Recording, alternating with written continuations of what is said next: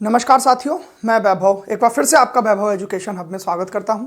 साथियों, मैं आशा करता हूं कि आपकी दिवाली सबकी बहुत अच्छी रही है और ये भी प्रार्थना करता हूं भगवान से कि अगली दिवाली तक आप सभी को कोई ना कोई एक नौकरी अच्छी सी आपके पास हो। ठीक है, तो उसी के लिए अब हम प्रयास करेंगे। दिवाली बीत चुकी है, छुट्टियां हमने बहुत लंबी काट चुके हैं। हम पैट का एग्जाम भी निपट ही गया था इसी बीच में। अब क्या है, अब आपको किस तरीके से पढ़ना है। देखो, कई सारी चीज़ें अब आपके सामने आ रही हैं। एक तो जीडी की वैकेंसी आपके सामने है, साथ में सीआईएसएफ का जो एग्जाम है, कौन सा, हेड कांस्टेबल मिनिस्ट्रियल वाला, एक वो है, एक इसका ही फायरमैन वाला है, और एक इसी के साथ साथ एक बीएसएफ का भी एग्जाम है। इन सब एग्जामों में एक चीज कॉमन है, मैथ्स। मैथ्स इन सब में आने वाला है। तो हम क्या करेंगे, हम दो तरीके से मैथ्स को अब से पढ़ना शुरू करेंगे। कैसे करेंगे, एक क्लास तो हम करेंगे मिक्स क्वेश्चंस की, मिक्स क्वेश्चन की एक क्लास, और साथ में एक क्लास हम चलेंगे चैप्टर वाइज। अब चैप्टर वाइज क्या, ये जितनी भी चीजें हैं ना, ये जितनी भी चीजें हैं, इसमें कोई इतने बड़े लेवल का मैथ्स नहीं आता। बेसिक लेवल का मैथ्स आता है, वो तुम्हें अच्छे से टाइम के अंदर अंदर खत्म करना आना चाहिए। 30 से 40 सेकंड में मैक्सिमम एक सवाल आपको करना आना चाहिए। तो उसके लिए हम क्या करेंगे, एक बुक आती है आर एस अग्रवाल की, मैं पहले भी आपको रिकमेंड कर चुका हूं। आर एस अग्रवाल की बुक है, अब हम उससे पढ़ना शुरू करेंगे। जो चैप्टर वाइज हम चीजें पढ़ेंगे वो हम आर एस अग्रवाल वाली बुक से पढ़ेंगे। हमने प्रतिशतता तक पढ़ लिया है, प्रतिशतता से अगला चैप्टर में प्रॉफिट एंड लॉस वो शुरू करेंगे अपना। ठीक है, तो अब से हम एक तो चैप्टर वाइज क्लास चलेगी जो कि हमारा आर एस अग्रवाल की बुक चलेगी, उसमें हम प्रॉफिट एंड लॉस करेंगे। साथ ही में मिक्स क्वेश्चन कैसे करने हैं, मिक्स क्वेश्चन हम कैसे करेंगे, जो जीडी के अभी हाल ही में पीछे पेपर्स हुए थे ना, देखो ये सब कॉमन है, मैथ्स हमेशा कॉमन रहता है। अब क्या है, जो जीडी के प्रीवियस ईयर जो 2021 में अभी सवाल हुए ना, जो पेपर हुए हैं अभी, हम उसी के प्रीवियस ईयर क्वेश्चंस लाएंगे, उन मिक्स क्वेश्चंस की प्रैक्टिस करेंगे, और वो इन सभी एग्जामों के पर्सपेक्टिव में होगी। इन सब एग्जाम को वो करती हुई जाएगी। वही सवाल जो जीडी में आपको देखने के लिए मिले थे, वही आने वाले समय में भी देखने के लिए मिलेंगे। सीआईएसएफ हेड कांस्टेबल मिनिस्टर वाले पेपर में भी देखने को मिलेंगे, फायरमैन वाले में भी, और बीएसएफ वाले में भी। जहां जहां मैथ्स आएगा उसी में से सवाल आएंगे। ठीक है, तो हम बेस बनाएंगे, इनको मिक्स क्वेश्चन लेके चलने हैं हमें। तो हम प्रीवियस ईयर क्यों ना ले लें, क्योंकि प्रीवियस ईयर लेंगे तो इसका मैं फायदा होगा, ऐसे ही सवाल आपको आगे भी देखने मिलेंगे। तो इन सभी एग्जामों के लिए प्रीवियस ईयर मिक्स क्वेश्चन करने आपके लिए बहुत ज्यादा जरूरी है। इधर हम चैप्टर खत्म करते हुए चलेंगे, उन चैप्टर का रिवीजन हमारा मिक्स क्वेश्चन में चलता चला जाएगा। बस इस तरीके से हम पढ़ाई को करेंगे। ठीक है, तो आज मैं एक आपके लिए मिक्स क्वेश्चन का सेट लेकर आया हूं। हम कल से, आज तो मैंने एक मिक्स क्वेश्चन का सेट स्वयं बना लिया था, तो मैंने कहा ये सॉल्व करा देता हूं। कल से हम प्रीवियस ईयर क्वेश्चंस और उनमें मैं वो वाले क्वेश्चंस लूंगा जो आने की संभावना है। मिक्स क्वेश्चंस होंगे लेकिन आने वाले क्वेश्चंस होंगे, इन सभी एग्जामों के लिए आपके लिए इंपॉर्टेंट होंगे। ठीक है, तो वही करना हम शुरू करेंगे। तो आज का सेट हम शुरू करते हैं। चलो, अब बहुत अच्छे से चीज़ों को समझेंगे। दो दो, अब क्या है, मेरी क्लासेस इतनी लंबी नहीं होती, हम क्लासें आधा से पौन घंटे की क्लासें होती हैं। आप अगर 1.5 की स्पीड से भी करके देखेंगे तो 30 मिनट में आपकी क्लास खत्म हो जाएगी। 1 की स्पीड से देखेंगे तो वही 40 से 45 मिनट लग जाएंगे।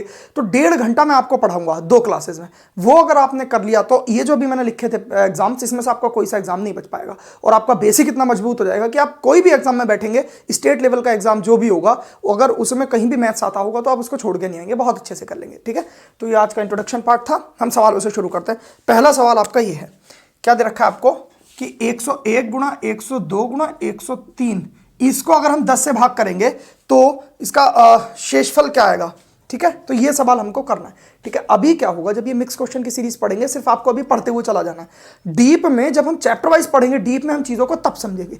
यहां भी समझा दूंगा, प्लस जब चैप्टर वाइज करेंगे तो और अच्छे से समझते हुए चलेंगे। ठीक है, तो आपको दोनों क्लासेस फॉलो करनी है, तभी आपको बहुत अच्छा बेनिफिट मिलेगा। अब इस सवाल को करेंगे हम। इस सवाल को करने के लिए आपको देखना चाहिए, आपको पता होना चाहिए कि ये जो 101 है, आपको पता है कि अगर मैं 100 को 10 से भाग करूंगा पूरा पूरा कट जाएगा, शेषफल मुझे 1 मिलेगा। लेकिन इस 101 को अगर मैं 100 प्लस 1 लिख लूं तो मुझे लगता है कि आपको कोई आपत्ति नहीं होगी। इस 102 को 100 प्लस 2 लिख लूं, आपको कोई आपत्ति नहीं होगी। 103 को 100 प्लस 3 लिख लूं, आपको कोई आपत्ति नहीं होगी। जब मैं इस सबको भाग करूंगा, जब मैं इस सबको भाग करूंगा 10 से, तो आपको क्या पता लग रहा है कि सर 100 तो कट जा रहा है, यहां तो 1 बच रहा है, गुणा ये वाला 100 भी कट जाएगा, यहां सिर्फ 2 बच रहा है, सर ये वाला 100 भी कट जाएगा, यहां सिर्फ 3 बच रहा है। इस तरीके से चीजें बचेंगी। इसको मुझे 10 से भाग कर लेना, तो आप कहोगे सर 6/10 आ रहा है। जब 10 से मैं इस पूरी संख्या को भाग कर रहा हूं तो मेरा शेषफल क्या आ रहा है, 6। यही मेरा क्या होगा, आंसर। हमसे शेषफल पूछा है तो शेषफल मेरा 6 से 10 से भाग करने पर क्या आ रहा है, 6। इस सवाल का उत्तर होगा। ठीक है, अच्छा, अगर आपको इस तरीके से समझ में नहीं आया तो आप ओपन कर लो इसको। इस 100 प्लस 1 से इसको गुणा करो, इससे इसको गुणा करो, बहुत लंबा बैठ जाएगा, इसलिए हमें ये शॉर्ट ट्रिक अपनानी है। ठीक है, तो मुझे लगता है सवाल समझ में आ गया होगा। अगला सवाल देखते हैं अब हम। चलिए अगला सवाल देखते हैं। अगला सवाल आपका क्या कह रहा है, 249 क्रॉस आउट बाय 251 इसका गुणनखंड बताना है कि इसका गुणा करके क्या आएगा, सॉरी गुणनखंड नहीं, गुणा करके क्या आएगा। ठीक है, अब आप समझने की कोशिश कीजिए। इसके ऑप्शन दे रखे हैं आपके 64599 और 62099, 62499 और एक ऑप्शन और आपको दे रखा है 64499। ये आपको 4 ऑप्शंस देने हैं। मैं आपको 2 तरीके से सवाल बताऊंगा, एक तो जो बेसिक मेथड होता है और एक जो हम जानते हैं, हम पहले भी कर चुके हैं उसको, डिजिटल सम वाला मेथड। ठीक है, इस सवाल को करते हैं सॉल्व हम। समझने की कोशिश कीजिए। ये 249 जो है इसको मैं 250 माइनस 1 लिख सकता हूं, आपने कहा सही है, कोई दिक्कत नहीं है। इसको मैं 250 प्लस 1 लिख सकता हूं, आपने कहा कोई दिक्कत नहीं है। अब ये आपको पता लग गया, ये a minus B into A plus B बन गया, नहीं बन गया? ये हमने a ऐड कर लिया इसको भी, तो अब आपको पता है ये जो फॉर्मूला होता है a square minus B square का होता है, बस इसी को खोल दिया तो 250 का स्क्वायर और माइनस 1 का स्क्वायर इज इक्वल टू, देखो 25 का स्क्वायर क्या होता है 625, तो 625 के आगे 2 जीरो लग जाएंगे और इसमें से मुझे माइनस कर देना है 1, तो ये आ जाएगा 62499। ये इस सवाल का उत्तर आ जाएगा ये। ठीक होगी बात। एक तरीका तो ये है। दूसरा तरीका इस सवाल को करने का क्या है, डिजिटल सम। वो कैसे करते हैं हम, आपको पता होना चाहिए। 9 खत्म कर दिया, 4 और 2 6। ठीक होगी बात। 5 6 7 8, 8 छंग 48, 48 का 8 और 4 12, इसका 12 का डिजिटल सम क्या आ गया 3 आ गया, इसका डीएस। मुझे ऑप्शन से चेक कर लेना किसका डीएस मेरा 3 है। देखो इसका तो ये 9 खत्म हो गया 6 डीएस है, ये मेरा आंसर नहीं है। 9 खत्म हो गया 4 2 8 डीएस है, ये मेरा आंसर नहीं है। 9 खत्म हो गया 4 5 6 6 12, 12 का 3 डीएस है, यही मेरा उत्तर है। इसका भी चेक कर लो, 6 4 10 4 14, मतलब कि 5 डीएस है, ये भी मेरा आंसर नहीं है। ठीक है, तो दोनों तरीके से हमने इस सवाल को सॉल्व कर लिया। ठीक, अच्छा अगला सवाल देखेंगे अब हम। मुझे लगता है कोई आपत्ति इस सवाल में नहीं होगी, इजी से सवाल है, ऐसे ही हम चीज़ों को समझते हुए चलेंगे। चलिए देखते हैं अपना अगला सवाल क्या है। अगला सवाल ये आ गया, मैंने लिख भी दिया इधर। एक चीज़ और आपको याद रखनी है, ये जो भी सवाल मैं कराऊंगा सारे सवालों की पीडीएफ आपको मिलेगी, पीडीएफ फॉर्म आपको टेलीग्राम ग्रुप पर आप ज्वाइन कर लेना, लिंक डिस्क्रिप्शन में होगा। ठीक है, तो देखते हैं अगला सवाल हमारा क्या कह रहा है। 5.3 की क्यूब माइनस 3.8 की क्यूब। अब आपको समझने में आ रहा होगा कि ये सवाल बहुत बड़ा सा है, बहुत गंदा सा, गंदी सी डिजिट दे रखी है, लेकिन ये इस तरीके का सवाल नहीं है। जब भी कभी इस तरीके से कितनी भी बड़ी डिजिट आए, आप ए और बी मान के चलना सवाल को। मैंने इसको क्या मान लिया, 5.3 को ए मान लिया और 3.8 को मैंने बी मान लिया। तो अब जो मेरा सवाल बना वो बना ए की क्यूब माइनस बी की cube upon A square plus B square plus A B. ये सवाल बन गया। कितना इजी सा सवाल है, अब आपको समझ में आ गई होगी बात कि ए की क्यूब माइनस बी की क्यूब का फॉर्मूला क्या होता है। सबसे पहले आपको ये पता होना चाहिए, तो ए की क्यूब माइनस बी की क्यूब का फॉर्मूला होता है ए माइनस बी ब्रैकेट में A square plus B square plus A B, ये उसका फॉर्मूला होता है। ठीक है, तो अब यही इसकी जगह में ये फॉर्मूला रख दूंगा, बस सिंपली मैंने रख दिया, तो ए माइनस बी आ गया, ब्रैकेट में आ गया A square plus B square plus A B, और बटे में क्या आ जाना है A square plus B square plus A B. आपने देखा कि इससे ये आराम से कट गया। अब जो सवाल आपका बन गया, आंसर आपका ए माइनस बी करके आपका आंसर आ जाएगा। कितनी गंदी डिजिट दे रखी थी, लेकिन सवाल का उत्तर सिर्फ इतना है। क्या ए आपने किसको माना था 5.3 को, और माइनस बी किसको माना था 3.8 को। जब आप इसमें से इसको घटाएंगे तो आप देखेंगे कि आपका सीधा सीधा उत्तर 1.5 आ रहा होगा। ठीक है, तो मुझे नहीं लगता कि इसमें आपको कोई आपत्ति हुई होगी। कभी भी इस तरीके का कोई सवाल हो, अगर 2 डिजिट्स आपको दिख रही हो सेम सी, तो आपको एक को ए एक को बी मान के सवाल को सॉल्व कर लेना है, कितना आसानी से आपका सवाल हो जाएगा। ठीक होगी बात। तो आपका उत्तर आ गया 1.5। चलिए अगला सवाल देखते हैं हम। सिर्फ फॉर्मूला खोलना था और कुछ भी नहीं था, बहुत आसानी से आपने सवाल को कर लिया होगा। अब अगला सवाल देखते हैं। अगला सवाल आपसे क्या कहा है, 8 4 b 7 8, ये 11 से विभाज्य है, तो b की वैल्यू क्या होगी, b का मान पूछा है। ये सवाल एसएससी का तो बहुत ही ज़्यादा फेवरेट है, सीआईएसएफ में भी आपके आने के बहुत हाई चांसेस हैं, क्योंकि ऐसे सवाल ही आते हैं। एसएससी जीडी में तो 100% ऐसे सवाल आने हैं। ये तो एक सवाल रखा हुआ होता है एसएससी के किसी भी एग्जाम में। तो आपको याद रखना है इस सवाल को करने का तरीका क्या है। आपको समझना है इन सवालों को करने के लिए आपको आनी चाहिए डिविजिबिलिटी रूल। डिविजिबिलिटी रूल का मतलब क्या होता है कि किस संख्या से किस तरीके से भाग लगाई जाती है। अब जैसे 11 है, 11 एक पैटर्न को फॉलो करता है कि किस तरीके से भाग दिया जाता है। जैसे आप समझने की कोशिश करो, मैं लिखता हूं 121, आपको पता है ये 11 से चली जाती है इसमें, ये 11 का स्क्वायर है। तो आपको क्या ध्यान रखना है, मैं आपको एक स्पेसिफिक फॉर्म में लिख के बता देता हूं, आपको याद रखना है वो। ये सब चीजें हम पढ़ेंगे नंबर सिस्टम में बहुत अच्छे तरीके से, आप बिल्कुल भी भूलेंगे नहीं था। मैं एक सिचुएशन लिख देता हूं, जैसे ए बी सी डी, इस तरीके की आपको एक संख्या दे रखी है। तो आपको क्या करना है, एक तो ऑड प्लेसेस और इवन प्लेसेस को अलग अलग कर लेना है। जैसे ए और सी इसका अंतर जो होना चाहिए वो b और d को ऐड करने से इनका अंतर या तो 0 आए या 11 आए, तब वो संख्या किससे कटती है? 11 से पूर्ण रूप से कटती है। ठीक है। अच्छा, इसमें अगर आप एक आधा टर्म और जोड़ना चाहें, a b c d e, इस तरीके से कोई आपको इतनी बड़ी संख्या दे रखी है, आपको पता करना है कि ये संख्या 11 से कटती है, तो आप क्या करेंगे? आप करेंगे सर इसका ऑर्डर इवन प्लेसेस ले लो, a plus c plus e ले लो, और उसका अंतर, ये जो साइन होता है अंतर का है, ना कि माइनस का। ठीक है, माइनस का मतलब तो माइनस में ही पहुंच जाएगा, मुझे अंतर देखना है सिर्फ, ये भी बड़ा हो सकता है या ये भी, मुझे इन दोनों का डिफरेंस चाहिए बस।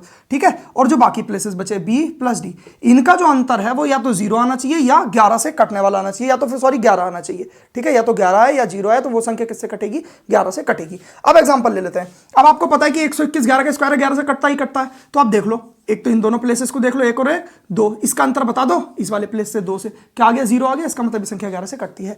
11 की क्यूब ले लो आप एग्जांपल के लिए, 13 इधर ले लेता हूं, 1331, आपको पता है ये 11 की क्यूब है। अब आप इसको करने की कोशिश करो, देखो 1 और 3 को जोड़ोगे 4, इसका अंतर लेगो 1 और 3 से 4, इसका क्या आ गया? 0, इसका मतलब ये भी संख्या 11 से कटती है। तो ये 11 का डिविजिबिलिटी रूल है, आपको इस तरीके से रखना है याद।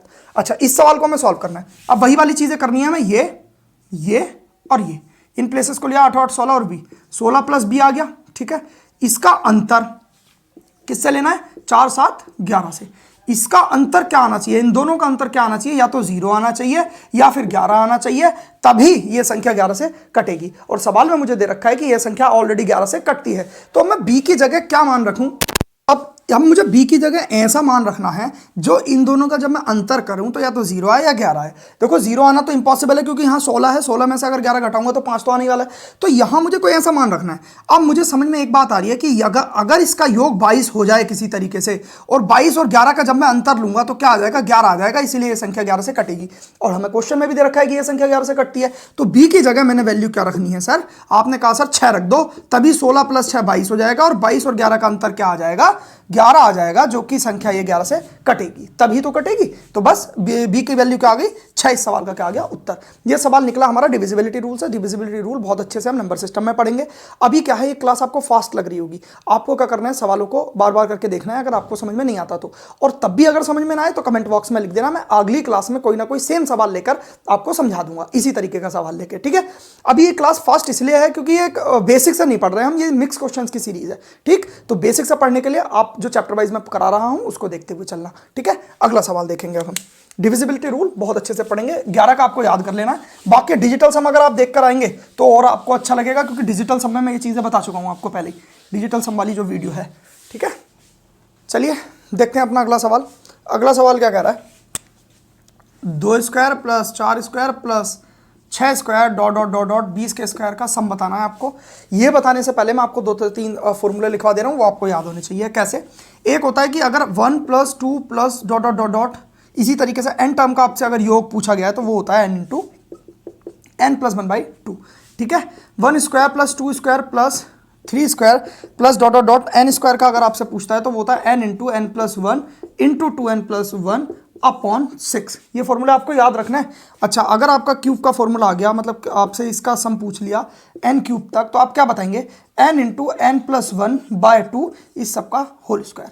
ये फॉर्मूले होते हैं, ये आपको याद रखने हैं। ठीक है, अब हम अपने सवाल की ओर आते हैं। इस सवाल को सॉल्व करने के लिए मुझे क्या करना है, मैं इसमें से ना, मुझे पता है कि ये सारे फॉर्मूले 1 से शुरू हो रहे हैं, यहाँ मुझे 2 दे रखा है, तो सवाल में कुछ ना कुछ तो लोचा है। लेकिन इसमें मैंने एक चीज़ देखी कि अगर मैं 2 स्क्वायर यहाँ से कॉमन ले लूँ, ऊपर से 2 स्क्वायर कॉमन ले लूँ, तो यहाँ क्या बचेगा? 1। इसको तो मैं 1 का स्क्वायर भी लिख सकता हूँ, क्योंकि कोई दिक्कत ही नहीं है। 4 की जगह बचेगा 2 square plus 3 square dot dot dot जब मैं करूँगा, तो अगर मैं इसको 2 स्क्वायर से भाग कर दूंगा तो क्या बचेगा?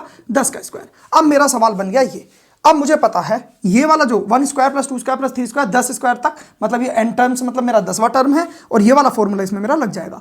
n की जगह मुझे क्या दे रखा है? 10। बस मुझे यही फॉर्मूला लगा लेना। देखो 2 का स्क्वायर तो ऐसे ही रहेगा, इसको जब मैं सॉल्व करूंगा तो ये वाला फॉर्मूला लगाऊंगा। भाई n की जगह क्या रखूंगा? 10, और n प्लस 1 हो जाएगा 11, 2n प्लस 1 हो जाएगा 21 अपॉन क्या आ जाएगा? 6। ये फॉर्मूला लग गया। सही क्या है? 3 दूनी 6, 3 7 21, 2 से 5 बार, 7 पंजे 35, 35 और जब मैं 11 की गुणा करूंगा तो 2 स्क्वायर गुणा इसका आपको पता होना चाहिए, ये होता है 385। ठीक हो गई बात? अच्छा, जब मैं ये हो गया 2 दूनी क्या हो जाएगा? यहाँ पे 4 लिख दूं डायरेक्ट। जब इसकी मैंने इससे गुणा करी तो मेरा 1540 क्या आ जाएगा? उत्तर आ जाएगा। बहुत इजी सा सवाल था, मुझे लगता है आपको कोई आपत्ति नहीं हुई होगी। फॉर्मूला बेस्ड सवाल था, बस थोड़ा सा ट्रिकी था, आपको समझने की जरूरत थी कि मुझे 1 स्क्वायर बनाना है इस 2 स्क्वायर को, तो मैंने सीधा सीधा कॉमन ले लिया, आंसर मेरा आ गया। अगला सवाल देखता हूं मैं। ये सारे सवाल आपको टेलीग्राम पर मिल जाएंगे प्रैक्टिस करने के लिए। आपको बार बार इन मिक्स क्वेश्चंस की प्रैक्टिस करनी है ताकि आप कोई भी चैप्टर भूल ना पाए। ठीक है, अगला सवाल देखते हैं। अगला सवाल कह रहा है ए, बी तथा सी ने एक कार्य को 26,000 रुपये में लिया, मतलब कि 26,000 रुपये में लिया। ए तथा बी मिलकर कार्य का 9/13वां हिस्सा पूरा करते हैं। सी का हिस्सा मुझे बताना है। ठीक है सर, ए प्लस बी जो है मेरे, उन्होंने क्या किया, आपने कहा कि 9/13, अगर टोटल काम, ये टोटल वर्क है मेरा, अगर 13 है तो ये 9 हिस्सा किसने किया है, ए प्लस बी ने। अब एक बात बताओ, जो टोटल हिस्सा मेरा 13 है, 9 हिस्सा ए प्लस बी ने कर लिया, तो बचा हुआ हिस्सा किसने किया होगा। आपने कहा सर ये जो 4 हिस्सा बचा है ये मेरा किसने किया होगा, सी ने किया होगा। एक चीज मैंने आपको पहले ही टाइम एंड वर्क में करा चुका हूं। अगर ये सवाल आपको समझ में ना आया ना समहाउ, ऐसा तो मैं कराऊंगा बहुत अच्छे से, नहीं आया समझ में तो आपको वो चैप्टर पूरा देखना होगा, और वो चैप्टर का लिंक डिस्क्रिप्शन में डलवा दूंगा मैं, उसकी प्लेलिस्ट का। लगभग 6 क्लासें हैं, आप बहुत अच्छे से उसको समझ लेंगे। बहुत ऊंचे लेवल तक मैंने कराया है उसमें। अगर आपने उसको चैप्टर्स को पढ़ लिया, उसको अच्छे से सारी क्लासेस देख ली, तो कोई भी सवाल आप नहीं छोड़ पाएंगे। अब इसी तरीके से आपको मैंने एक बार बता रखी है बात, क्या कि जब हमारे समान समय के लिए लोग काम करते हैं तो हम जो उनका वेजेस है, जैसे ये 26,000 रुपए हैं, इनको हम किसके अनुपात में बांटेंगे, जितना जितना उन लोगों ने काम किया है। ठीक है, उनके काम के अनुपात में बांटेंगे। अब आपको पता है कि टोटल 13 काम है और टोटल रुपए भी इतने हैं, और सी ने मेरे पास 4 काम किया है और इसी का मुझे मान चाहिए। ये जो 26,000 है ये मुझे टोटल वर्क के बराबर रख देना है कि भाई टोटल वर्क कितना किया था, ये सब मिलकर कर रहे हैं इतना वर्क, और मुझे वैल्यू कितने की चाहिए, 4 की, क्योंकि मुझे सी का पैसा निकालना है। तो बस 4 से मैंने भाग कर दिया, 13 दूनी 8 दूनी 4 दूनी 8, 8,000 रुपए मेरे सी को मिल जाएंगे इस काम को करने के। ठीक है, तो मुझे लगता है सवाल समझ में आ गया होगा, इजी सा सवाल था। आगे बढ़ते हैं हम। ठीक है, अगर इसी तरीके से आपसे ए प्लस बी का हिस्सा पूछ लेता तो 9 का हिस्सा, 9 का मान आपको बताना पड़ता। ईजी सा सवाल था। ठीक है, आगे बढ़ते हैं हम। अगला सवाल कह रहा है 3 नल ए बी सी एक टंकी को 90 घंटे या 10 घंटे और 18 घंटे में भर सकता है। यदि सभी नलों को एक साथ खोल दिया जाए तो टंकी कितने घंटे में भरेगी। बहुत इजी सवाल है ये। पाइपन सिस्टम, ये पाइपन सिस्टम भी चैप्टर में करा चुका हूं, लिंक डिस्क्रिप्शन में डलवा दूंगा, उसको भी आप देख लेना। 2 क्लासेस में खत्म कर रखा है, आपको और अच्छे से समझ में आ जाएगा। ए किसी को 90 घंटे में भर रहा है, बी 10 घंटे में, और सी भर रहा है 18 घंटे में। बस आपको पता होना चाहिए, सबसे पहले हमें टोटल वर्क बनाना होता है। टोटल वर्क होता है उसका एलसीएम, इनका एलसीएम लिया 90 आ गया। अब मुझे इसकी क्षमता निकालनी पड़ेगी, क्षमता निकालनी पड़ेगी, तो 90 से इसको भाग किया, 1 आ गई क्षमता। देखो कैसे निकालते हैं, मैं एक बार और आपको बता दूं। आपको पता होना चाहिए कि क्षमता गुणा समय, अगर किसी कार्य का हम करते हैं तो वो हमारा टोटल कार्य आता है, टोटल कार्य या टोटल वर्क आता है। ठीक होगी बात। अच्छा, वर्क हमारा क्या दे रखा है। अच्छा, एक चीज और याद रखनी है, जिसका भी मैं यहां पे समय रखूंगा उसी की क्षमता निकल कर आएगी। तो अगर मुझे ए की क्षमता निकालनी है तो मैं ए का समय रख दूंगा, ये ए की क्षमता आ जाएगी यहां पे, और ये बराबर टोटल वर्क मेरे पास 90 है, तो ए की क्षमता अगर मैं निकालूंगा तो क्या आ जाएगा, 90/90 बराबर 1। इसी तरीके से मुझे बी की निकालनी है भाई। 90 को 10 से भाग कर दूंगा, इस टोटल वर्क को बी के समय से भाग करूंगा तो बी की क्षमता निकलेगी। वो क्या निकल गया, 9, 18 पंजे 90, ये सी की क्षमता निकलेगी। अब इन तीनों को मुझे साथ में छोड़ देना है, मतलब कि ए प्लस बी प्लस सी की ही मुझे क्षमता रखनी है, ए प्लस बी प्लस सी का ही मुझे समय रखना है, और ये मेरे पास टोटल वर्क 90 आ जाएगा। अब इनकी क्षमता कितनी होगी, आपने ऐड कर दिया, आपने कहा सर 15 इनकी क्षमता है, इनका समय हमें निकालना है, और बराबर हमें क्या दे रखा है, 90। तो समय क्या आ जाएगा इसका, 15 छिका 90। 6 घंटे में ये सारे एक साथ चलकर इस सवाल काम को समाप्त कर देंगे। ये देखो मैंने आपको बहुत बेसिक से चीज़ें समझा दी। मैं इतना काम करता नहीं हूँ कभी भी, मैं सीधे यहाँ करने के बाद क्या करता पता है, 90/15 बराबर 6 इस सवाल का उत्तर निकाल रहा होता है। ये सब मैं कुछ भी नहीं लिखता। ठीक, तो एक बार मैंने और अच्छे से आपको समझा दिया, मुझे लगता है समझ में आ गया होगा। और चैप्टर अगर आपको पूरा अच्छे से करना है तो आप चैनल को विजिट कर सकते हैं, वहाँ पर मैंने बहुत अच्छे से सारी चीज़ें समझा रखी हैं। अगला सवाल देखते हैं अब हम। अगला सवाल क्या कह रहा है, एक समलंब की 2 समांतर भुजाओं को की लंबाई, समांतर भुजाएं। देखो समलंब क्या होता है, ये होता है एक समलंब। ठीक हो गई बात, ये होता है समलंब एक। ठीक, अच्छा, अब ये कह रहा है कि समांतर भुजाएं, जैसे अगर मैंने बना दिया ए बी सी डी, इस तरीके से बना दिया, तो ये जो ये और ये भुजा जो ए बी है ये समांतर है किसके, सी डी के। इसकी लंबाइयां क्या दे रखी हैं, ए वी, मतलब जो भुजाओं की लंबाई है, एक की दे रखी है 40 और एक की दे रखी है 50। समांतर भुजाओं की लंबाई मुझे दे रखी है। ठीक हो गई बात। अच्छा, और इससे क्या गया कि समलंब का क्षेत्रफल, इस समलंब का जो एरिया है वो दे रखा है आपको 180 सेंटीमीटर स्क्वायर। ये इसको एरिया आपको दे रखा है। आपसे पूछा है उसकी ऊंचाई क्या होगी। देखो ये तो दोनों भुजाएं हैं जो कि असमांतर भुजाएं होती हैं। ये जो होती है ना, ये यहां से यहां तक की, ये होती है इसकी हाइट। अच्छा, समलंब का फॉर्मूला, समलंब के क्षेत्रफल का आपका फॉर्मूला पता होना चाहिए, सवाल अपने आप सॉल्व हो जाएगा। जो एरिया होता है ना समलंब का, उसका जो फॉर्मूला होता है वो होता है 1/2 इंटू समांतर भुजाओं का योग, समांतर भुजा का योग, दोनों समांतर भुजाओं का योग, और गुणा हाइट। ये हमारे पास इसका फॉर्मूला होता है। एरिया मुझे दे रखा है 180 आ गया, इज इक्वल टू 1/2। समांतर भुजाओं का योग क्या हो जाएगा, 50 और 40, ये दोनों समांतर भुजाएं हैं, इसका योग क्या हो जाएगा, आपने कहा सर 90 हो जाएगा, और हाइट मुझसे पूछी है तो ये हाइट हो जाएगी। अच्छा 90 से इसको मैंने काटा 2 बार, 2 दूनी क्या हो गया 4, हाइट कितनी आ गई सर इसकी 4। ये सवाल का आ गया उत्तर। बहुत ईजी सा सवाल था, आपको फॉर्मूला पता होता तो आप बहुत आसानी से सवाल को कर देते। ठीक है, तो फॉर्मूला इसका याद रखना है और अगले सवाल की ओर हम चलते हैं। ठीक, अगला सवाल क्या कह रहा है, किसी वस्तु का क्रय मूल्य इसके अंकित मूल्य का 81% है, अंकित मूल्य पर 10% छूट देने के पश्चात लाभ प्रतिशत क्या होगा। अच्छा, ये होता है सीपी, ये होता है एमपी। ठीक है, इसके बीच में एक एसपी और आ जाता है जिसे हम सेलिंग प्राइस कहते हैं, विक्रय मूल्य। ये क्रय मूल्य, ये अंकित मूल्य। हमसे सवाल में कहा है कि इस अंकित मूल्य का 81% हमारा क्रय मूल्य है। भाई मैंने अंकित मूल्य को 100 मान लिया। क्यों माना 100? क्योंकि जब मैं 100 का 81% निकालूंगा तो वो 81 ही निकलेगा। आप 200 मान लो, 300 मान लो, 400 मान लो, कुछ भी कर लो, आपका आंसर वही आने वाला है। मैं 100 इसलिए मानता हूं, इस 100 को मानने का पर्पज ये है कि जब मैं इसका 81% का बटे 100 लगा के प्रतिशत निकालूंगा ना, तो 100 से 100 कट जाएगा, मेरा 81 ही चीज आ जाएगी। अगर मैं कहूंगा कि इसका 20% निकालो तो 100 का 20% 20 ही होता है। इसीलिए मैं चीजों को 100 मानता हूं। मैंने यहाँ पे 100 माना, एमपी मेरा 100 है, तो 100 का 81% मेरा सीपी है, मतलब कि क्रय मूल्य। तो 100 तो ये है, तो 81 मेरा क्या हो गया, क्रय मूल्य हो गया। ये जो सवाल में दिया है सिर्फ मैंने ये लिखा है। अब ये क्या कह रहा है, ये कह रहा है सर जब आप अंकित मूल्य पर 10% छूट दे देते हो तो आप बताओ कि कितना लाभ होगा। एक चीज आपको याद रखनी है कि जब मैं सीपी पर लाभ दे देता हूं ना, सीपी पर लाभ दे देता हूं तो वो बनता है एसपी, विक्रय मूल्य, जिसे हम कहते हैं विक्रय मूल्य। कैसे, मैं आपको समझाता हूं। भाई 100 रुपए की मैंने एक चीज खरीदी और उसे 120 रुपए का बेच दिया, तो मुझे क्या मिला, 20% का लाभ। या इस तरीके से समझो, मैंने 100 रुपए की एक चीज खरीदी, 20% उस पर लाभ कमाया, 120 का उसे बेच दिया। इस तरीके से बेच निकल गया, मेरा एसपी निकल गया। एक तरीका एसपी का और है, एक अब मैं बात करता हूं अब एक दुकानदार के पर्पज से। मार्केट प्राइस, मार्केट प्राइस का मतलब होता है अंकित मूल्य।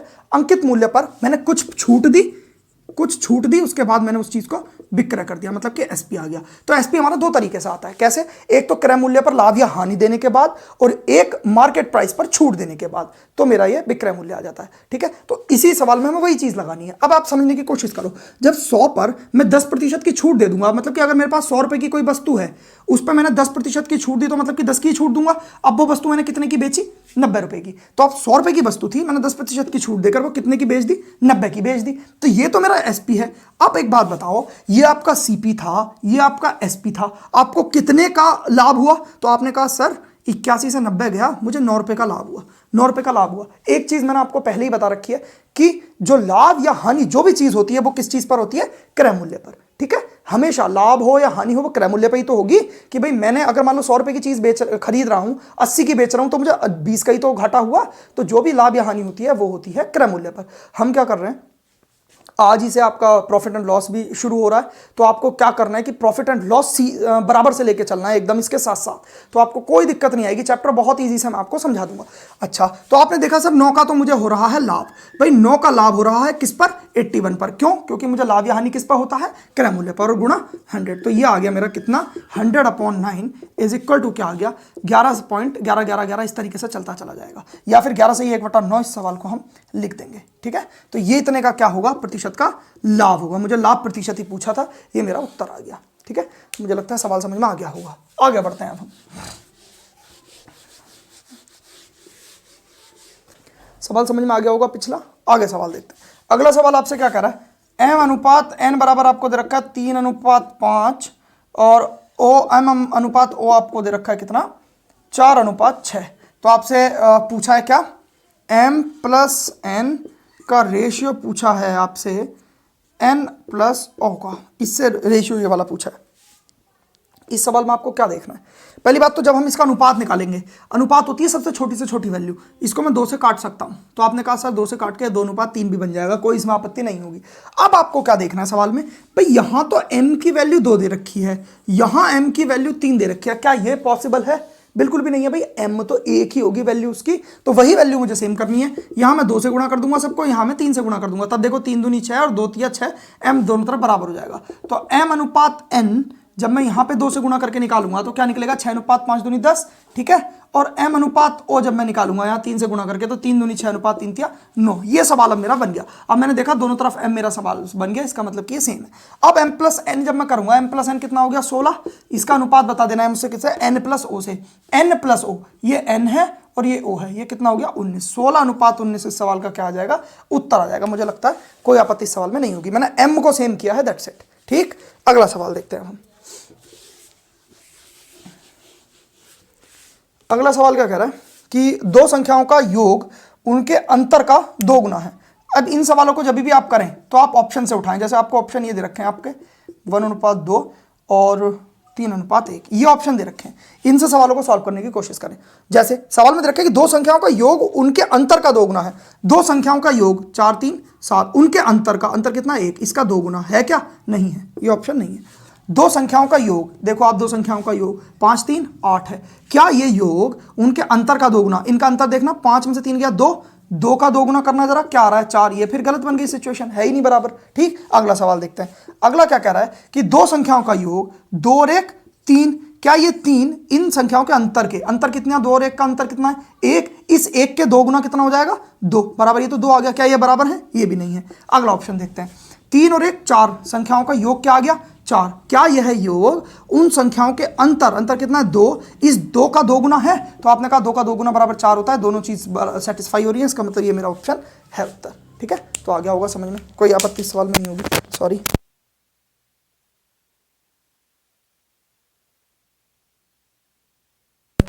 चलिए देखते हैं अगला सवाल। अगला सवाल कह रहा है एक वस्तु को 15% लाभ पर बेचा गया है। यदि इसे 195 रुपये अधिक मूल्य पर बेचा जाता तो 30% का लाभ होता वस्तु का क्रय मूल्य। अच्छा, मैंने कहा भाई सीपी और यहाँ पे है एक एसपी, मेरे पास 100 रुपये मैंने सीपी को लेट किया। अब क्या हुआ, मुझसे उसने कहा कि इस वस्तु को हमने 15% के लाभ पर बेचा। भाई इस पर जब मैं 15% का लाभ दे दूंगा तो कितने में बेचा होगा 115 में, ठीक होगी बात। अच्छा, इसने ये कहा कि यदि मैं इसी वस्तु को 195 रुपये अधिक में बेचता तो मुझे कितने का लाभ होता, 30% का लाभ होता। अब 30% का लाभ होता तो मतलब 100 रुपये की वस्तु 30% का लाभ कितना होता, 130 हो जाता, विक्रय मूल्य हो जाता, नहीं हो जाता। ठीक, यहां अंतर मेरा 195 रुपए का है, ये रुपए है, और ये प्रतिशत में अंतर है कितने का, 15 का। तो इस 15 की वैल्यू ये 195 है, तो 195 जो वैल्यू है 15% की, 15 यूनिट की वैल्यू है। मुझे क्रय मूल्य का मान बताना है और क्रय मूल्य मेरा क्या है 100, मतलब कि 100 का मुझे मान बताना है। तो आप इसने देखा कि 15 से कट गया, 15 3 45, मेरे पास 1300 रुपये इसका क्या आ गया, सीपी आ गया आंसर। ठीक है, तो मुझे लगता है सवाल समझ में आ गया होगा। ये मेरा क्रय मूल्य था, पहले मैंने 15% का लाभ दिया तो 115 रुपये इसका क्या बन गया, एसपी बन गया। फिर उसने ये कहा कि यदि आप उसको 195 रुपये अधिक में बेचते तो आपको 30% का लाभ होता। तो मैंने कहा अच्छा 100 रुपये की चीज़ है, 30% का लाभ, इसका मतलब मेरा विक्रय मूल्य 130 बना होगा। तो इसका जो अंतर है 195 रुपये में है और इसका जो अंतर बन रहा है यूनिट में वो 15 यूनिट, मतलब इस 15 का मान 195 दे रखा है। ये जो 195 15 का मान है, मुझसे 100 का मान पूछा है, तो 1300 रुपये में सवाल का उत्तर आ गया। ठीक है, अगला सवाल देखते हैं हम। अगला सवाल क्या कह रहा है, एक व्यक्ति एक खिलौना 40 रुपए में खरीदता है तथा उसे 60 रुपए में बेचता है, उसका लाभ प्रतिशत कितना। इजी सा सवाल है भाई, सीपी और एसपी, 40 रुपए में खरीदा 60 रुपए में बेचा। मैं इन सवालों को जब भी करूंगा तो मैं आपको सलाह दूंगा कि इसे छोटी से छोटी वैल्यू बना लो। छोटी से छोटी वैल्यू बनाने का मतलब है इसका अनुपात निकाल लो। अनुपात अगर मैं निकालूंगा तो ये 20 से 2 बार कटेगा, 20 से 3 बार कटेगा। भाई ये हमारा सीपी है, ये हमारा एसपी है, कितने का लाभ हुआ, आपने कहा सर 1 का। मैंने आपसे पूछा कि लाभ या हानि किस पर होता है, तो आप कहते हैं सर क्रय मूल्य पर। तो 1 का लाभ हुआ किस पर, 2 पर, गुणा 100 बराबर कितना आ गया 50% का उसे क्या बना, लाभ बना। ठीक है, इजी सा सवाल था, आ गया होगा समझ में आपको। अगला सवाल देखते हैं। अगला सवाल क्या कह रहा है कि 3 किलोमीटर प्रति घंटा की गति से चलने वाली रेलगाड़ी एक टेलीफोन के खंभे को पार करती है। यदि रेलगाड़ी की लंबाई 900 मीटर है, 900 मीटर तो उसकी लंबाई है, और उसकी जो स्पीड है वो आपको 3 किलोमीटर प्रति घंटा दे रखी है। अच्छा, तो आपसे पूछा है कि खंभे को पार करने में रेलगाड़ी कितना समय लेगी। आपको 2 चीज़ें मैं इसी सवाल से बताऊंगा। एक सवाल मैंने दूसरा भी रखा था, लेकिन इसी से मैं आपको काम चला दूंगा। एक चीज़ आपको याद रखनी है कि यदि कोई रेलगाड़ी किसी खंभे को या किसी व्यक्ति को, किसी पोल को अगर पार करती है तो वो रेलगाड़ी स्वयं की स्पीड को पार करती है। जैसे ये रेलगाड़ी है, ठीक है सर, ये खंबा है, जब इसको ये पार करेगी ना तो जितनी लंबाई इसकी होगी उस लंबाई को पार करती हुई चली जाएगी। तो बस अगर मुझे इसका निकालना होता है तो जो रेलगाड़ी होती है वो अपनी लंबाई को स्वयं को पार कर लेती है। अच्छा, यदि एक रेलगाड़ी किसी प्लेटफॉर्म को पार करती है या सुरंग को पार करती है तो रेलगाड़ी की लंबाई प्लस सुरंग की लंबाई या फिर प्लेटफॉर्म की लंबाई, उन दोनों को मिलकर रेलगाड़ी को पार करना होता है, वही हमारी डिस्टेंस हो जाती है। अब मुझे पता है कि लंबाई मेरे पास ट्रेन की 900 मीटर है और एक रेलगाड़ी को एक टेलीफोन के खंबे को पार करना है, एक खंबे को पार करना है, इसका मतलब रेलगाड़ी अपनी स्वयं की स्पीड को डिस्टेंस को पार करेगी। तो लंबाई मेरे पास, जो मेरे पास डिस्टेंस मुझे पता है, दूरी चाल बराबर क्या होता है, दूरी बटे समय, ये होता है, आपको पता ही होगा। बस यहां पे मुझे चाल भी दे रखा है और दूरी भी दे रखी है, मुझे समय निकालना है। तो यहां से समय अगर मैं आपसे कहूंगा तो आप कहेंगे सर दूरी बटे चाल हो जाएगी। ठीक है, बस दूरी मुझे कितनी दे रखी है 900, लेकिन दूरी मुझे मीटर में दे रखी है और चाल मुझे कितने दे रखी है किलोमीटर प्रति घंटा में। इस किलोमीटर प्रति घंटा को मीटर प्रति सेकंड में चेंज करने के लिए मुझे क्या करना पड़ता है, 5/18 से गुणा करना पड़ता है। और यदि मीटर प्रति सेकंड में दे रखी है और उसे किलोमीटर प्रति सेकंड में, सॉरी किलोमीटर प्रति घंटा में बदलना हो तो 18/5 से गुणा करना पड़ता है। तो यहाँ किलोमीटर प्रति घंटा है, मीटर प्रति सेकंड में करना है तो इससे भाग करनी पड़ेगी, ये आ जाएगा 6। तो यहाँ पे ये आ गई, ये अगर मुझे समय निकालना होगा तो ये आ गई दूरी और ये आ गई चाल, 6 ऊपर पहुंच जाएगा तो ये हो जाएगा 900 गुणा 6/5, 5 से 18 बार, 18 6 108 के आगे 0।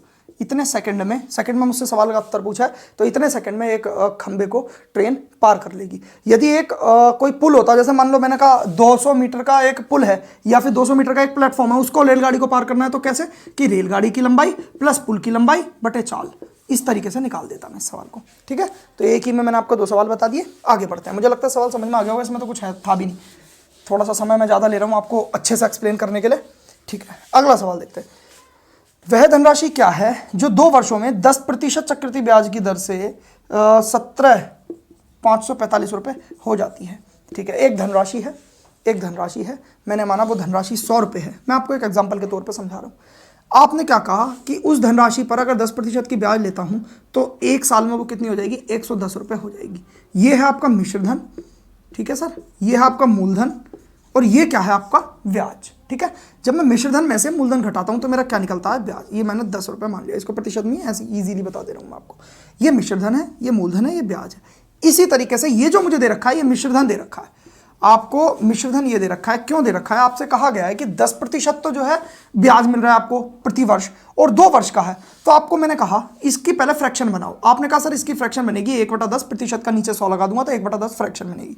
ये होता है मेरा मूलधन। भाई मूलधन मेरा इतना था पहले साल, फर्स्ट ईयर की बात करूंगा मैं, 2 साल की कहानी है ना। पहले साल 10 रुपये मेरे पास मूलधन था, 1 रुपया मुझे ब्याज मिल गया। अब मेरा इस साल मिश्रधन क्या हो गया, 11 रुपये हो गया। ठीक है, अब हम दूसरे साल में आए तो 10 रुपये मेरा क्या था, मिश्रधन, मूलधन था, सॉरी मूलधन। 1 रुपये का ब्याज मिला, अब मेरे पास कितना हो गया मेरा मिश्रधन, 11 रुपये। अब टोटल मैंने देखा कि 2 साल में इफेक्ट क्या पड़ा, तो आपने कहा सर 100 से 121 हो गया। तो आपने देखा 100 रुपये तो मेरा मूलधन था, 121 रुपये मिश्रधन और मुझे 21 रुपये का क्या मिला होगा, ब्याज। अगर आपसे इस सवाल में ब्याज पूछा होता तो आप 21 का मान बता देते।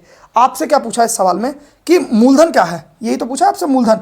ठीक है, तो अब आपको क्या करना है, आपको पता है कि मिश्रधन 121 है जिसका मान मुझे क्या दे रखा है, 17545। मतलब जो 17,545 दे रखा है, ये जो मान है ये मेरा कितना है, 121 का, और मुझे किसका मान, मूलधन का मान चाहिए, और मूलधन मेरा क्या है, 100। मुझसे 100 की वैल्यू पूछी है। ठीक हो गई बात। अब इस सवाल को करने के लिए जैसे मान लो ये कैलकुलेशन बन गई, इस कैलकुलेशन को हम किससे सॉल्व करते हैं, डिजिटल सम से। इसके लिए मैं आपके लिए ऑप्शन लिख दूं पहले, 14500 और देखा 13800 और आपको देखा 12800 और एक ऑप्शन और आपको देखा 15200। ये 4 ऑप्शंस दे रखे हैं। मैं इस सवाल को सॉल्व नहीं करूंगा, मैं डीएस से सॉल्व करूंगा। ठीक है, अच्छा मैंने देखा यानी ऊपर जो डीएस बनेगा वो बन रहा है 7 5 12 और 1 13 का डीएस क्या आता है 4, नीचे भी क्या बन रहा है 4, एक डीएस से ये कट गया पूरा डीएस से डीएस कैंसिल और यहाँ पे ऊपर फिर 1 बचा, 1 एकन 1। तो मेरे पास 1 डीएस आ रहा है, जिस ऑप्शन का डीएस डिजिटल सम 1 है वही मेरा उत्तर होगा। मैंने पहला देखा, यही आंसर है मेरा, क्योंकि देखो 5 4 9 खत्म हो जाएगा, 1 बचेगा, यही मेरा उत्तर है। इसका डीएस देखा,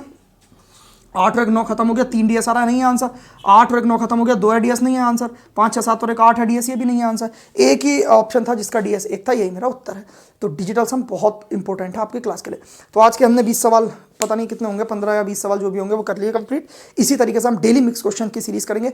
आप उधर चैप्टर पढ़ेंगे, इधर आपका रिवाइज होता चलेगा, और इन्हीं सवालों में से आपको कोई ना कोई सवाल भी देखने के लिए मिल जाएगा। ये प्रैक्टिस सेशन बहुत लंबा चलेगा। अब मैं मिक्स क्वेश्चन कभी भी बंद नहीं करूंगा, क्योंकि मिक्स क्वेश्चन करने बहुत ज़्यादा जरूरी होते हैं। नहीं तो आप पिछले चैप्टर जो आपने पढ़े हैं वो भूलते चले जाते हैं। वो हम इस तरीके से करेंगे और प्रीवियस ईयर क्वेश्चन पढ़ेंगे, क्योंकि जो भी क्वेश्चन हमारे नए आते हैं उसमें 75% क्वेश्चन का वेटेज जो होता है वो प्रीवियस ईयर वाला होता है। तो प्रीवियस ईयर क्वेश्चन बहुत अच्छे से करते हुए चलेंगे, और वही क्वेश्चन आने की भी संभावना आपकी रहती है आने वाले पेपर्स में। ठीक है, तो अब आपको क्या करना है, एक तो ये क्लास देख लेनी है 30-35 मिनट की, एक क्लास 35-40 मिनट की आपको चैप्टर वाइज देख लेनी है। आपका बहुत अच्छे से मैथ कंप्लीट होता चलेगा। ठीक है, बाकी कोई भी वीडियो में कमी रह गई हो तो आप कमेंट बॉक्स में लिख सकते हैं। मुझसे आपको कोई भी बात करनी हो या कोई भी क्वेरी हो आपकी, तो इंस्टाग्राम का लिंक डिस्क्रिप्शन में होगा, आप वहां जाके मुझे डीएम कर सकते हैं, मैं जरूर रिप्लाई करूंगा।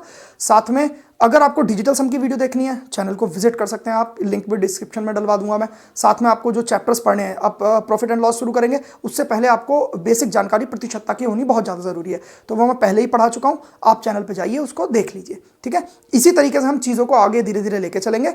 मुझे लगता है कि अगर आप मेरे साथ बने रहेंगे तो आप मैथ्स में अच्छा खासा स्कोर अपना कोई भी पेपर में करके आ पाएंगे। ठीक है, बाकी टेलीग्राम ग्रुप जरूर ज्वाइन कर लें, मस्ट ज्वाइन कर लें, क्योंकि उसमें जो भी ट्रिक्स वगैरह होती हैं वो मैं डालता रहता हूँ। साथ में जो जीके के नोट्स वगैरह जो मैंने बनाए हैं ट्रिक्स से, वो मैं डालता रहता हूँ। ठीक है, बाकी मैं अवेलेबल हूँ आपके लिए, हमेशा आपके साथ हूँ।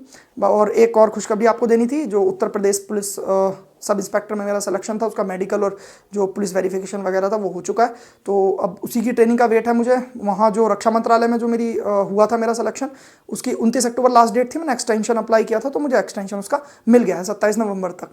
तो मैं भी और उसको फर्दर एक्सटेंड करूँगा अगर मुझे मिल जाएगा तो अब उत्तर प्रदेश पुलिस का ही मुझे इंतजार रहेगा ज्वाइनिंग का। वो मेरे ख्याल से जनवरी या दिसंबर लास्ट या जनवरी में मिल पाएगा। तब तक मैं आपके साथ हूँ, और तब तक मैं आपको RS अग्रवाल का पूरा मैथ्स करा के चला जाऊँगा। आपको कहीं भी भटकने की कोई ज़रूरत नहीं होगी। तब तक मैं आपके साथ बहुत अच्छे से बना रहूँगा। ठीक है, आपका बहुत बहुत धन्यवाद।